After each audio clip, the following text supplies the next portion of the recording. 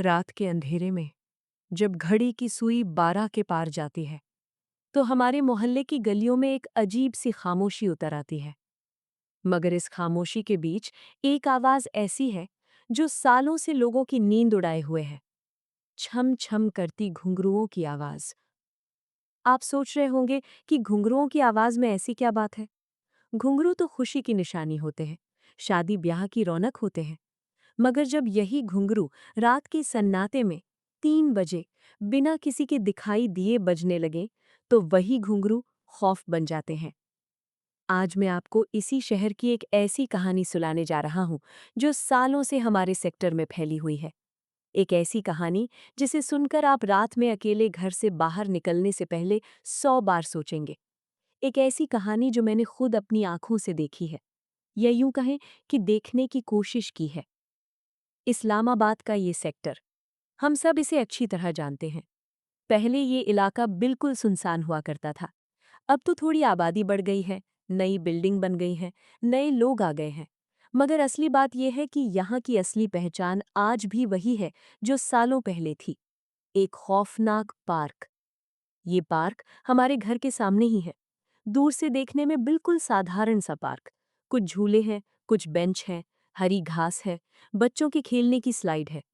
मगर जैसे ही सूरज ढलता है, वैसे ही इस पार्क का रूप बदलने लगता है, जैसे कोई पर्दा गिरता है असलियत पर से। मैं आपको पहले बताता चलूं कि ये पार्क आखिर बना कैसे। यहाँ पहले एक पहाड़ी हुआ करती थी, बहुत पुरानी, बहुत घनी। सरकार ने जब इस इलाके को बसाने का फैसला किया तो उस पहाड़ी को कटवाकर समतल जमीन बनाई गई और फिर यहाँ बच्चों के खेलने के लिए एक पार्क बना दिया गया। बड़ी सोची समझी योजना थी। खूबसूरत पार्क, नए झूले, बच्चों की हंसी। मगर जैसे ही ये पार्क बना, वैसे ही अजीबो-गरीब वाक़ये होने शुरू हो गए। शुरुआत झूलों से हुई। आपने झूले देखे होंगे, लोहे की जंजीरों से लटकी हुई सीट। बच्चे उन पर बैठकर झूलते हैं, मस्ती करते हैं। मगर यहाँ के झूले कुछ और ही कहानी कहते थे। पहला वाकया मेरे पड़ोस में रहने वाले रमजान भाई के बेटे के साथ हुआ। उस वक्त वो महज 10 साल का था। शाम का वक्त था, मगर अंधेरा घिरना शुरू हो चुका था। बच्चे पार्क में खेल रहे थे, जैसे हर रोज खेलते हैं। और फिर अचानक रमजान भाई के बेटे ने बताया कि वो झूले पर बैठा था, धीरे धीरे झूल रहा था।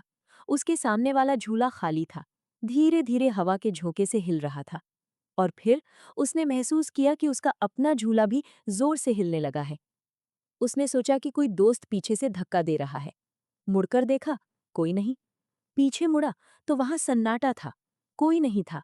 मगर झूला झूल रहा था, और जोर से झूल रहा था, इतनी जोर से कि जंजीरें चरमराने लगी। उसने नीचे कूदना चाहा, मगर तब तक बहुत देर हो चुकी थी। झूले ने उसे इतनी जोर से उछाला कि वो सीधे 10 फुट दूर जा गिरा। उसके सिर में चोट लगी, बांह टूट गई। रमजान भाई दौड़े हुए आए, बच्चे को उठाकर अस्पताल ले गए। जब बच्चा थोड़ा संभला तो उसने बताया, अब्बू, झूले ने मुझे फेंका। मैं अकेला नहीं था, कोई और था वहां, कोई जिसे मैं देख नहीं सकता था, मगर वो मुझे देख सकता था। शुरू में लोगों ने बच्चे की बातों को गंभीरता से नहीं लिया। बच्चे हैं, डर गए होंगे, ज्यादा झूल रहे थे, गिर गए। मगर जब दूसरा वाकया हुआ तो लोगों के कान खड़े हो गए। दूसरा वाकया हुआ 2 किशोर लड़कों के साथ। वे रात को करीब 11 बजे पार्क में बैठे थे। उन दिनों गर्मी बहुत थी और बिजली भी कटती थी, तो लोग रात को बाहर बैठना पसंद करते थे। ये दोनों लड़के पार्क की बेंच पर बैठे बातें कर रहे थे। रात के 12 बजने वाले थे। उनके सामने वाला झूला, वही झूला जिस पर रमजान भाई का बेटा बैठा था, धीरे धीरे हिलने लगा। लड़कों ने सोचा शायद हवा है, मगर हवा तो बिल्कुल नहीं चल रही थी। रात बिल्कुल सन्न थी, फिर भी झूला हिल रहा था। एक लड़के ने मजाक में कहा, चल उसे धक्का देकर आता हूं। वो उठा, झूले की तरफ बढ़ा, और जैसे ही वो झूले के पास पहुंचा, अचानक झूले ने जोर से उछाल मारी। इतनी जोर से कि वो सीधे लड़के के सिर पर आकर लगी। लड़का वहीं बेहोश हो गया। उसका दोस्त चीखता हुआ भागा। लोग इकट्ठे हुए, लड़के को उठाकर ले गए। उसके सिर पर गहरा जख्म था, खून बह रहा था। उस रात के बाद उस लड़के ने कभी उस पार्क में कदम नहीं रखा। और जब भी कोई उससे उस रात के बारे में पूछता, वो सिर्फ इतना कहता, वहां कोई है, कोई जो हमें देखता है, कोई जो हमसे नफरत करता है। तीसरा वाकया। ये वाकया मेरे एक रिश्तेदार के साथ हुआ। वो शहर से बाहर रहता है, मगर उन दिनों वो यहाँ आया हुआ था। उसे यकीन नहीं होता था इन बातों पर। वो कहता था, ये सब अंधविश्वास है, डरपोक लोगों की बातें हैं। एक रात उसने ठान लिया कि वो इस पार्क में जाएगा और देखेगा कि असलियत क्या है। रात के 2 बजे थे। वो अकेला पार्क में घुसा। उसने मुझे फोन किया, देखो मैं यहाँ हूँ, कुछ नहीं हो रहा, तुम लोग बेवजह डरते हो। मैंने उससे कहा कि वहां से निकल आए, मगर वो हंस रहा था। और फिर अचानक फोन कट गया। मैंने बार बार कॉल किया मगर कोई जवाब नहीं आया। मैं घबरा गया। मैं खुद उस पार्क की तरफ भागा। और जो मैंने देखा वो मैं आज तक नहीं भूल सकता। मेरा रिश्तेदार पार्क के बीचों बीच जमीन पर पड़ा था, बेहोश। और उसके ऊपर कोई नहीं था, मगर उसके चेहरे पर ऐसी दहशत थी जैसे उसने कोई ऐसा दृश्य देख लिया हो जो इंसान देखने के लिए नहीं बना। मैंने उसे उठाया, पानी डाला। जब उसे होश आया तो उसने बस इतना कहा, वहां वहां एक औरत है, सफेद कपड़ों में। उसका उसका सिर नहीं है और वो झूले पर बैठी है। उस रात के बाद मेरा रिश्तेदार बदल गया। अब वो रात को अकेले नहीं सोता। उसे हर आवाज से डर लगता है। और जब भी उसे घुंघरुओं की आवाज सुनाई देती है, वो कांपने लगता है।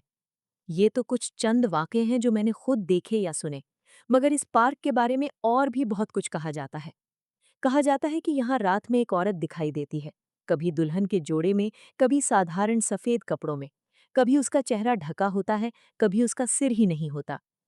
इस सवाल का जवाब जानने के लिए हमें बहुत पीछे जाना होगा। उस वक्त जब यहाँ पार्क नहीं बल्कि एक घना जंगल हुआ करता था। जब यहाँ पक्की सड़कें नहीं बल्कि कच्चे रास्ते हुआ करते थे। जब ये इलाका किसी की जागीर हुआ करता था। उन दिनों यहाँ एक जमींदार रहता था, बहुत जालिम, बहुत ताकतवर। उसके पास जमीनें थीं, नौकर थे, हथियार थे, मगर सबसे बड़ी चीज जो उसके पास थी वो थी उसकी बेरहमी। वो किसी की नहीं सुनता था, किसी से नहीं डरता था। उसी जमींदार के इलाके में एक औरत रहती थी, नाचने वाली, गाने वाली। उन दिनों उन्हें तवायफ कहा जाता था। वो बहुत खूबसूरत थी, बहुत होशियार थी। उसकी आवाज में ऐसा जादू था कि लोग दूर दूर से उसे सुनने आते थे। उसके घुंघरुओं की आवाज सुनकर लोग दीवाने हो जाते थे। एक दिन जमींदार ने उसे देखा और देखते ही उस पर ऐसा आशिक हो गया कि उसकी सुध बुध खो बैठा। उसने फैसला कर लिया कि वो इस औरत से शादी करेगा, चाहे कुछ भी हो जाए। मगर एक बड़ी मुश्किल थी। वो औरत किसी और से शादी करने वाली थी। उसकी मंगनी एक हिंदू लड़के से हुई थी, उसी इलाके का रहने वाला। दोनों एक दूसरे से बहुत प्यार करते थे और अब उनकी शादी की तैयारियां चल रही थीं। पंडित ने सगुन देखा था, तिथि तय हो गई थी, बारात आने वाली थी। जमींदार ने औरत के घर जाकर रिश्ता पेश किया। उसके घर वालों ने साफ मना कर दिया। उन्होंने कहा, हम गरीब हैं मगर बेइज्जत नहीं। हम अपनी बेटी किसी जालिम के हाथ नहीं देंगे। उसने अपना जीवन साथी खुद चुन लिया है, हम उसकी मर्जी के खिलाफ नहीं जा सकते। जमींदार को ये सुनकर ऐसा गुस्सा आया कि वो आग बबूला हो गया। उसने कहा, अगर वो मेरी नहीं हो सकती तो किसी की नहीं हो सकती। मैं ये शादी नहीं होने दूंगा। शादी का दिन आया, बारात आई, ढोल बजे, खुशियां मनाई गई। लड़की दुल्हन के जोड़े में सजी, लाल जोड़ा, सोने के गहने, हाथों में मेहंदी और पैरों में घुंघरू। हजारों घुंघरू, जिनकी आवाज से पूरा इलाका गूंज रहा था। वो अपनी सहेलियों के बीच बैठी थी और उसकी खुशी का ठिकाना नहीं था। मगर इस खुशी के पीछे मौत खड़ी थी और वो अपना शिकार ढूंढ रही थी। रात हुई, बारात रुखसत होने वाली थी। दूल्हा अपनी दुल्हन को लेने आया था और तभी जमींदार अपने आदमियों के साथ आ पहुंचा। उनके हाथों में तलवारें थीं, नंगी तलवारें, जो चांदनी रात में चमक रही थीं। उस रात जो हुआ उसे शायद ही कोई भुला पाया हो। जमींदार के आदमियों ने बारातियों पर हमला कर दिया। ढोल की आवाजें चीखों में बदल गईं। खुशियों की महफिल लाशों के ढेर में तब्दील हो गई। जो भागने की कोशिश करता वो मारा जाता, जो बचने की कोशिश करता उसे भी नहीं बख्शा जाता। दूल्हा दुल्हन को बचाने के लिए दौड़ा, मगर जमींदार ने उसे रोक लिया। उसने अपनी तलवार उठाई और एक ही वार में दूल्हे का सिर धड़ से अलग कर दिया। लाश वहीं गिर पड़ी और खून की धार बहने लगी। दुल्हन ने ये सब देखा। उसने अपने होने वाले शौहर को मरते देखा। उसने उसका सिर अलग होते देखा और वो चीखी, ऐसी चीख कि उसकी आवाज आज तक उस इलाके में गूंजती है। वो दौड़ी, अपने शौहर की लाश के पास गई। उसने उसके बेजिस्म सिर को अपनी गोद में रखा और फिर जमींदार ने आखिरी वार किया। उसी तलवार से जिससे दूल्हे का सिर कटा था, उसने दुल्हन का भी सिर उतार दिया। दुल्हन का लाल जोड़ा लाल से भी लाल हो गया, खून से लाल। उसके गहने बिखर गए और उसके पैरों की घुंघरू, वे घुंघरू आज भी बजते हैं, रात के अंधेरे में, उसी पार्क में, उसी जगह जहां वो मारी गई थी। कहा जाता है कि उसके बाद जमींदार ने उस इलाके को अपना बना लिया, मगर उसे कभी सुकून नहीं मिला। वो दुल्हन की रूह उसे हर रात दिखाई देती, कभी सपने में, कभी जागते हुए। कभी उसे घुंघरुओं की आवाज सुनाई देती, कभी वो चीखें। कहते हैं कि वो पागल हो गया और एक दिन उसी जंगल में मरा पाया गया। अब वो जंगल नहीं रहा, अब वहां पार्क हैं, झूले हैं, बच्चे खेलते हैं। मगर वो रूह आज भी वहां है। वो आज भी भटकती है अपने शौहर की तलाश में। वो आज भी उसकी राह देखती है, जो कभी आने वाला था मगर आ नहीं सका। जो लोग उसे देखते हैं, वो बताते हैं कि वो अक्सर दुल्हन के जोड़े में होती है। कभी उसका चेहरा घूंघट से ढका होता है, कभी उसका सिर ही नहीं होता। वो हाथ फैलाए किसी को ढूंढती है, किसी को पुकारती है, और जब कोई उसके पास जाता है तो वो उसे अपना शौहर समझ लेती है और फिर उसी तरह मार डालती है जैसे उसका शौहर मारा गया था। मेरी वालिदा ने उसे देखा है। बहुत साल पहले की बात है, वो रात को छत पर सो रही थीं। गर्मी की रात थी। अचानक उनकी नींद खुल गई।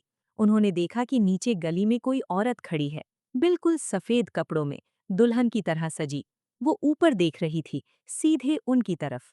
वालिदा डर गईं, वो चाहकर भी हिल नहीं पा रही थीं। वो औरत वहीं खड़ी थी, घूर रही थी। और फिर अचानक वो गायब हो गई, बस गायब, जैसे वहां थी ही नहीं। अगले दिन वालिदा ने पड़ोसियों को बताया। तब पता चला कि उस गली में रहने वाली औरतें भी उसे देख चुकी हैं। एक औरत ने बताया कि वो रात को रोटी बना रही थी, तो उसने देखा कि खिड़की के बाहर कोई खड़ा है। उसने झांक कर देखा, वही औरत, दुल्हन के जोड़े में, मुंह पर घूंघट डाले हुए, और उसके पैरों में घुंघरू थे, जो हिलने के बावजूद बज रहे थे। मेरी खाला ने भी उसे देखा। वो उन दिनों अपने मोहल्ले में रहती थीं और उनके मोहल्ले के सामने एक मस्जिद थी। एक रात वो मस्जिद से नमाज पढ़कर लौट रही थीं, तो उन्होंने देखा कि कोई औरत तेजी से भाग रही है। उसके पीछे घोड़ों के टापों की आवाज आ रही थी, जैसे कोई उसका पीछा कर रहा हो। खाला ने पहले सोचा शायद कोई लड़की डरी हुई है, कोई उसे परेशान कर रहा है। वो आगे बढ़ी, उसकी मदद करना चाहती थीं। मगर जैसे ही वो पास पहुंची, उन्होंने देखा कि उस औरत का, उसका सिर नहीं है, और वो भाग रही है, फिर भी भाग रही है, मानो कोई उसका पीछा कर रहा हो। खाला बेहोश हो गईं। जब उन्हें होश आया तो वो घर पर थीं और उनके चेहरे पर ऐसी दहशत थी कि वो कई दिनों तक बोल नहीं पाईं। उन्होंने उस रात के बाद कभी रात में अकेले घर से बाहर कदम नहीं रखा। ये सिर्फ एक दो नहीं, बल्कि दर्जनों लोगों ने उसे देखा है। किसी ने उसे झूले पर बैठे देखा, किसी ने गली में भागते हुए, किसी ने अपने घर की खिड़की के बाहर।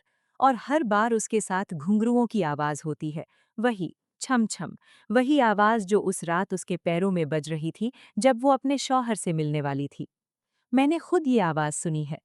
2 साल पहले की बात है, सर्दियों की रात थी, दिसंबर का महीना था। ठंड इतनी थी कि हड्डियां कांप रही थीं। मैं अपने कमरे में सो रहा था, मगर नींद नहीं आ रही थी। अचानक मुझे आवाज सुनाई दी, छम छम, छम छम, बिल्कुल साफ, बिल्कुल पास से। मैं चौंक कर उठ बैठा, दिल जोर जोर से धड़क रहा था। मैंने खिड़की से बाहर देखा, सामने सड़क थी, बिल्कुल सुनसान, कोई नहीं था, मगर आवाज आ रही थी। और वो आवाज किसी के पैरों के नीचे से नहीं, बल्कि हवा में से आ रही थी, जैसे कोई अदृश्य औरत वहां घूम रही हो। मैंने चादर तान ली, आंखें बंद कर ली, मगर आवाज बंद नहीं हुई। वो लगातार आ रही थी, छम छम, छम छम। और फिर उसके साथ एक और आवाज जुड़ गई, सिसकियां, रोने की आवाज। कोई रो रहा था, बहुत दर्द से, बहुत उदासी से। मैं उठा नहीं, मैं हिला नहीं, मैं सिर्फ सुनता रहा, कांपता रहा। वो आवाज 5 मिनट तक आती रही और फिर अचानक बंद हो गई, जैसे बंद कर दिया गया हो। उस रात मैं फिर नहीं सो सका। अगली सुबह मैंने अपने पड़ोसियों से पूछा। एक बुजुर्ग औरत ने बताया कि ये आवाज सर्दियों में आती है, खासकर नवंबर और दिसंबर की रातों में। उन्होंने कहा, बेटा, ये उस दुल्हन की आवाज है। वो अपने शौहर को ढूंढ रही है, वो उसे पुकार रही है, और जब तक उसे नहीं मिल जाता वो यूं ही भटकती रहेगी। अब आप सोच रहे होंगे कि आखिर ये सब कब तक चलेगा? क्या इस रूह को कोई शांति नहीं मिल सकती? बहुत समय पहले, जब ये वाक़ये बहुत बढ़ गए थे, तो मोहल्ले वालों ने एक पीर साहब को बुलाया। वो बहुत बड़े बुजुर्ग थे, बहुत आलिम थे। उन्होंने उस पार्क में जाकर देखा, कुछ दिन वहां रहे, कुछ इबादत की, कुछ दुआएं मांगी। फिर उन्होंने बताया कि यहाँ एक औरत की रूह है, बहुत बेचैन, बहुत दुखी। वो जिसकी तलाश में है वो उसे कभी नहीं मिलेगा, क्योंकि वो तो मर चुका है। पीर साहब ने कहा कि इस इलाके में बहुत से पेड़ काटे गए हैं, बहुत से दरख्त गिराए गए हैं, जिन पर ये रूहें बसा करती थीं, और जब उनका ठिकाना छिन गया तो वे और बेचैन हो गईं। उन्होंने मशवरा दिया कि या तो इस पूरे पार्क को बंद कर दिया जाए या फिर उन पेड़ों को दोबारा लगाया जाए ताकि उन्हें सुकून मिले। मोहल्ले वालों ने पीर साहब की बात मानी। उन्होंने कुछ नए पेड़ लगवाए, कुछ इबादत की, कुछ दुआएं मांगी। और उसके बाद वो वाकई थोड़े कम हुए। झूले कुछ कम हिलने लगे, आवाजें कुछ कम आने लगीं। मगर पूरी तरह बंद नहीं हुए, क्योंकि उस रूह का दर्द इतना गहरा है कि उसे कुछ पेड़ लगाने से नहीं मिटाया जा सकता। उसका दुख इतना पुराना है कि उसे कुछ दुआओं से नहीं भुलाया जा सकता। आज भी जब रात गहरी होती है, जब अंधेरा छा जाता है, जब सन्नाटा पसर जाता है, उस पार्क में घुंघरू बजते हैं, छम छम छम छम। और कभी-कभी बहुत कम, बहुत थोड़े लोगों को वो दिख भी जाती है। दुल्हन के जोड़े में, लाल कपड़ों में, हाथों में मेहंदी लगाए, पैरों में घुंघरू बांधे, वो झूलों के पास खड़ी होती है, या बेंच पर बैठी होती है, या गली में भागती हुई। और उसके बाद जो उसे देखता है, वो फिर कभी वैसा नहीं रहता। आज मैंने आपको ये कहानी इसलिए सुनाई क्योंकि ये सिर्फ एक कहानी नहीं है, ये हमारे इलाके की सच्चाई है। ये उन लोगों की आवाज़ है जिन्होंने उसे देखा, जिन्होंने उसे महसूस किया, जिनकी जिंदगी उस रात के बाद बदल गई। कभी-कभी मौत भी इंसान को इतना नहीं डराती, जितना उन रूहों का दर्द डराता है जो मरकर भी जी रही हैं। घुंघरुओं की हर आवाज़ के पीछे एक दर्द छिपा है, और उस दर्द को समझना ही असली बहादुरी है। मैं जानता हूँ कि इस कहानी को सुनने के बाद आप रात में अकेले घर से निकलने से पहले 100 बार सोचेंगे। हो सकता है कि आपको अपने आसपास की आवाज़ें भी अब अलग लगने लगें। हो सकता है कि आप भी कभी रात को जागें और सुने, कहीं दूर से घुंघरुओं की आवाज़ आ रही हो। मगर याद रखिए, डरना ठीक है, मगर भागना नहीं, क्योंकि ये कहानियाँ सिर्फ डराने के लिए नहीं है। ये उन रूहों की दास्तान है जो इंसाफ की तलाश में है, जो सुकून की तलाश में है, जो अपने प्यार की तलाश में है। अगर आपको ये कहानी पसंद आई हो, अगर इसने आपके रोंगटे खड़े कर दिए हों, तो इस वीडियो को लाइक करें, अपने दोस्तों के साथ शेयर करें, ताकि वे भी जान सकें कि हमारे शहर में, हमारे इलाके में, हमारे आसपास क्या कुछ हो रहा है। और हाँ, खौफनामा स्टोरीज को सब्सक्राइब करना मत भूलिएगा। हर हफ्ते ऐसी ही डरावनी, सच्ची और दिल दहला देने वाली कहानियां लेकर आता हूँ, सिर्फ आप सबके लिए। अगली कहानी में हम बात करेंगे एक ऐसे अस्पताल की जहां रात में मरीजों के कराहने की आवाजें आती हैं। उन मरीजों की जो कभी वहां भर्ती ही नहीं हुए थे। तब तक के लिए खुदा हाफिज। और रात में अकेले घूमने से बचिएगा, खासकर उस पार्क के आसपास।